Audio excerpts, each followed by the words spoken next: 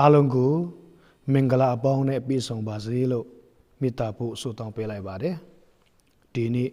นกบัดดออาพินอันเองวิงีอัตตากูเปียนเลตีสับปุญญาตรวจเพยขอลูบาเดเฮเบอวรสาขันจีสติดอังเอติกูพัดเปียชิมบาเด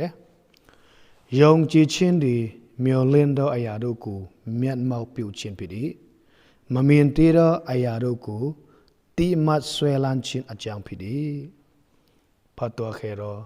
จันสามีอาพินจานายาตุเตเนจุโนยงจีชินกูตายวยนาเลนายผู้ยังเพียชิอติตีกองจีมีอาชาเปบาซียงจีชินสุราจุโนโรปิสุปานมาอุบาบุยงจีชินสุราบาเลอคุณาพัดตัวเดนเจนเชกะจุโนโรลาปะเปียงเมียวสวาชินเลนทารากูตุชิยาเดมมีนตีเรอายากูจุโนโรตีมาสวยลันชิมพิดเดดียงจีชินดีเมียวเลนชินดียงจีชินมิวหาสุนจุโนโรล้อกะอายามโฮบาบุดีกันนี้อเตตามาตอนนี้จุโนตะทีพิดเมตอนนี้จุโนนาเมจี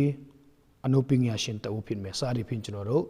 เมียวเลนปีโรยงจีเดลูดีเดชิจาบาเดอาลงบาเบดอดีนกกปะดอกะพอเปียทาเดอายากะโรล้อกะอายามโฮเบเนจุโนโรโอชินนาชินตีชินလောဘအတ္တနဲ့မာမာနမရှိတော့တဲ့ဖျားနဲ့အတူစုံစည်းခြင်းကောင်းကင်ရွှေပြီးကိုခါစားရမယ့်အရာကိုမျောလင့်ခြင်းနော်ခါစားမယ့်အရာကိုဆွဲလန်းခြင်းပေါ်ပြခြင်းတဲ့ကြမ်းချက်ပဲဖြစ်ပါတယ်ကျွန်တော်တို့ဆက်ကြည့်မယ်ဆိုရင်ဤထက်ပို့ပြီးတော့ရှင်းလင်းသွားအောင်အငယ်24အနေ20ခွန်မှာကျွန်တော်တို့ဆက်လက်လေ့လာကြရအောင်မောရှိဒီအသက်အရွယ်ကြီးတော့အခါအပစ်ရှိတော့ကာမဂုဏ်ကူခဏခံစားခြင်းတဲ့ဖျားတဲ့ခင်ဤလူတို့နဲ့အတူငင်းဆဲခြင်းကိုခံခြင်းကိုတာ၍အလိုရှိသဖြင့်ဧကတုပိစီစင်တဲ့ခရစ်တော်ကြောင့်ကဲ့ရဲ့ခြင်းဒုက္ခသည်တာ၍မြတ်သောဈေးစိမ်ဖြစ်ဒီကိုစိတ်ထင်သဖြင့်ယုံကြည်ခြင်းစိတ်ရှိ၍ဖာရောဘုရင်တမီဤတာဟူ၍ခေါ်ဝဲချစ်အခွင့်ကိုပေ၏အကြောင်းမူကားနောက်ရလတန်သောအကျိုးကိုထောက်စာမြော်လင်းလက်ရှိချစ်တော်မိတ်ဆွေတို့ကြည့်တဲ့အခါမှာမောရှိကအသက်အရွယ်ကြီးလာတဲ့အခါမှာနော်မောရှိအသက်အရွယ်ကြီးလာတဲ့အခါမှာသူနေတဲ့နေရာဧကတုပြည်မှာမတန်ရှင်းမှုဆိုတာသူသိပါတယ်ကာမဂုဏ်ခံစားခြင်းထက်ဖျားတဲ့ခင်ဤလူတို့နဲ့အတူငင်းဆဲခြင်းကိုတာ၍အလိုရှိတဲ့ဆိုတာကိုကျွန်တော်တို့သိရှိရပါတယ်ဒီကာမဂုဏ်ဆိုတာပါလေလောကအရာတွေကိုဆွဲလန်းခြင်းလောကအရာ၌ပြုံမှုခြင်းဖြစ်ပါတယ်တမာတရားကိုလစ်လို့ရှုခြင်းဖြစ်ပါတယ်တမာတရားအတိုင်းအသက်မရှင်ဘဲနဲ့ငင်းပယ်ခြင်းဖြစ်ပါတယ်ချစ်တော်မိတ်ဆွေတို့အဲ့ဒီအရာတွေထက်နော်မောရှိကဘုရားတကယ်လူတို့နဲ့အတူငင်းဆဲခြင်းကိုတာ၍အလိုရှိတယ်ဘာဖြစ်လို့လဲသူမှာယုံကြည်ခြင်းကြီးမားတော့ယုံကြည်ခြင်းရှိတာတော့ကြောင့်ဖြစ်တယ်ဧကတုရဲ့စီစံကိုခဏခံစားခြင်းတဲ့ခရစ်တော်ကြောင့်ကဲ့ရဲ့ဒုက္ခချင်းကိုတူတာ၍မြတ်တော်စီစံဖြစ်တယ်ဆိုပြီးတော့သူဆွဲလန်းတယ်ဆိုတာသူရှိရတယ်ချစ်တော်မေဆွေတို့ဤလောကအရာဆိုတကယ်ပဲကျွန်တော်တို့မောရှိရဲ့စိတ်နေစိတ်ထားကြလို့ကျွန်တော်တို့ပြန်ပြီးတော့တွားရအောင်ခဏအကျဉ်းပျက်စီးမဲ့အရာတွေအားလုံးပဲဖြစ်ပါတယ်အဲ့ဒီအရာတွေထက်ကျွန်တော်တို့ယုံကြည်ခြင်းအပြင်ကဲ့ရဲ့ခြင်းငင်းဆဲခြင်းခါနေပါစေစိတ်ထဲမှာငါတို့မျော်လင့်လက်အသက်ရှင်ရတဲ့အကြံကတော့ပါလေဤအရာတွေထက်တန်ဖိုးဖြစ်လို့မရတဲ့ကောင်းကင်ဆွေပြီးဖြစ်ပါတယ်ချစ်တော်မေဆွေတို့ဆက်ဖတ်မယ်ဆိုရင်ကျွန်တော်အမတမခွန်အားရတဲ့အရာကတော့ယုံကြည်ခြင်းစိတ်ရှိ၍ဖာရောဘုရင်တမီဤတာဟူ၍ဟောဝဲချအခွင့်ကိုပယ်၏အာမင်ချစ်တော်မေဆွေဤစိတ်နေစိတ်ထားမျိုးတင်တဲ့ကျွန်တော်မှာရှိဖို့ကျွန်တော်ဖိတ်ခေါ်လိုပါတယ်ယုံကြည်ခြင်းစိတ်ရှိတဲ့အတွက်ကြောင့်ယုံကြည်ခြင်းဒီကြီးမားတဲ့အတွက်ကြောင့်ဘယ်အရာနဲ့မှတန်ဖိုးဖြစ်လို့မရတဲ့အတွက်ကြောင့်ဒီနေ့ဒီချိန်ခါမှာဖာရောဘုရင်တမီးရဲ့တာဖိရတော်ခွင့်ကတော့အမတမလောကအရာနဲ့နိုင်ရှင်မယ်ဆိုရင်ကျွန်တော်တို့နိုင်ရှင်လို့မရပါဘူးအမတမကြီးမြတ်ပါတယ်ပြီးဆုံးတဲ့တိုက်ခန်းထဲမှာနေရမယ်ပြီးဆုံးတဲ့အရာနဲ့ကျွန်တော်နေရမှာဖြစ်တယ်တို့တော့ကျွန်တော်တို့နှုတ်ဖင်းမလို့မရတဲ့တာရွေးပြီးဆုံးတဲ့အရာကိုမောရှိဒီမြောက်လင်းတဲ့အတွက်ကြောင့် ခဏတာအတွက်သူဒီအခွင့်အရေးကိုပေးလိုက်တယ်ဆိုတာတွေ့ရှိရတယ်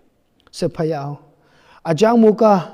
နောက်ရလာတဲ့တော့အကျိုးကိုထောက်စာမြော်လင်းလက်ရှိအာမင်ဘာဖြစ်လို့လဲမောရှိကေတော့ဘာဖြစ်လို့အသက်ရှင်တယ်လဲဘာဖြစ်လို့လဲနောက်ရလာတဲ့မြအရာယုံကြည်ခြင်းဆိုတာအခုလက်ရှိဘဝပျော်ရွှင်ဖို့အတွက်မဟုတ်ပါဘူးနောက်ရလာတဲ့အကျိုးကိုထောက်စာမြော်လင်းခြင်းဖြစ်ပါတယ်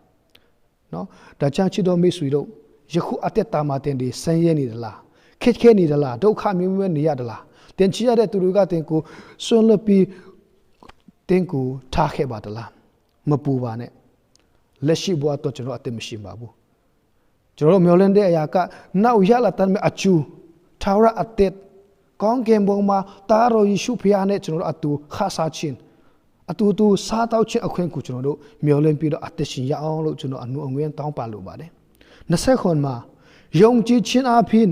ဘယင်မြတ်ကိုမကြောက်ပဲကတုပိကိုစွန့်တော်အကြောင်းမူကားမြတ်မင်းမရတော့ဖခင်ကိုမီးရပြီတကယ်တော့တည်ကြည်ခြင်းရှိအာမင်အာမင်အာမင်ကျွန်တော်တို့ယုံကြည်ခြင်းအပြင်ရှင်ဘယင်ကိုလည်းသူမကြောက်တော့ပါဘူးဒါကြောင့်ခရစ်တော်ကြီးကိုမောင်နှမတို့တဲတော့မှာစစ်မှန်တဲ့ယုံကြည်ခြင်းရှိတယ်ဆိုရင်လောကမှာအမတန်မှအောရာအာနာကြီးတဲ့လူတွေရဲ့နောက်ကိုလိုက်ဖို့မဟုတ်ပါဘူးဘလောက်ပဲသူတို့တွေအရှင်ဝါကြီးမာယူနေတယ်ဆိုရင်သူတို့ခင်ပေးတဲ့လမ်းကမာယူနေတယ်ဆိုရင်တင်ဒီယုံကြည်ခြင်းခိုင်မာပြီးတော့မလိုက်ပါနဲ့မကြောက်ပါနဲ့ဆွန့်လွတ်ပါဆွန့်လွတ်စရာအရာအလုံးကိုကျွန်တော်တို့ဆွန့်လွတ်ထိုက်တဲ့အရာအလုံးကိုကျွန်တော်တို့ဆွန့်လွတ်ရအောင်မောရှိလည်းကေတော့ပဲဖြစ်ပါတယ်ကတုပိကိုစွန့်တော်ဤအကြောင်းမူကားဒုလည်းဤကနေ့မှာကတုပိကေတော့ဤလောကရာတွေကိုကျွန်တော်တို့စွန့်တော်ရအောင်စွန့်ခေါ်ရအောင်လောကရာနဲ့ကျွန်တော်တို့မကြည်နပ်ပါတဲ့မယောင်းရဲပါနဲ့ကျွန်တော်တို့ပြန်လဲပြီးတော့နှုတ်ကပတ်တော်ကိုပြန်လဲပြီးတော့ကျွန်တော်ဦးတည်ရအောင်အကြောင်းမူကားမြတ်မင်းမရတော့ဖခင်ကိုမြင်ရပြီးတကယ်တော့တည်ကြည်ခြင်းရှိအာမင်အာမင်တဲ့နဲ့ကျွန်တော်ဒီလဲယုံကြည်ခြင်းဖြစ်ပါတယ်ကျွန်တော်တို့မှာရှိတာခရိယံဖြစ်ပါတယ်ခရိယတက်တာမှာကျွန်တော်တို့ဝိညာဉ်လိုဖြစ်ဖို့အရင်ကြီးပါတယ်ခရိယံဖြစ်ပြီးမဲ့ကျွန်တော်တို့ဝိညာဉ်အသက်တာမရှိဘူးဆိုရင်ကဲတော့ယုံကြည်ခြင်းမျိုးကျွန်တော်တို့မှာမရရှိနိုင်ပါဘူးဖခင်ကလည်းပေးလည်းမပေးပါဘူးဝိညာဉ်အသက်တာကိုကျွန်တော်တို့လိုချင်ပြီးတော့ဝိညာဉ်ရဲ့လမ်းပြမှုအတိုင်းအသက်ရှိမှတာလျံကျွန်တော်တို့ဒီမမြင်ရတဲ့အရာကိုမြင်ရတဲ့ကဲတော့ဆွဲလမ်းမယ်အခုလည်းရှိတော့မဟုတ်သေးဘူးမြင်ရမယ်ဘယ်လိုဆွဲလမ်းရမလဲယူနေပြီးတော့ဆွဲလမ်းစိတ်ကိုဖော်လို့မရပါဘူးနှုတ်ကပတ်တော်ကိုကျွန်တော်တို့နည်းငယ်မပြတ်ဖတ်ရှုလိလာမယ်ဆိုရင်ကောင်းကင်ဆွေပြီးအရာဘယ်လောက်ပြောဆွင်ဖို့ကောင်းလဲဆိုတဲ့အရာတွေကိုကျွန်တော်တို့စိတ်ထဲမှာတိမဆွဲလမ်းနိုင်မှတာလျံကျွန်တော်ယုံကြည်ခြင်းကတန်ဖို့ရှိမယ်အားကြီးမယ်ကြီးထွားလာမယ်ဖြစ်ပါတယ်ဒါကြောင့်ချစ်တော်မိတ်ဆွေဤမနေ့ကြားနာရတဲ့ဤနေ့ကြားနာရတဲ့နှုတ်ကပတ်တော်ကျမ်းစာအပြင်အသက်တာမှာတာ၍ယုံကြည်ခြင်းကိုကျွန်တော်တို့စီမံတော်ယုံကြည်ခြင်းကိုကျွန်တော်တို့ရှာဖွေရအောင်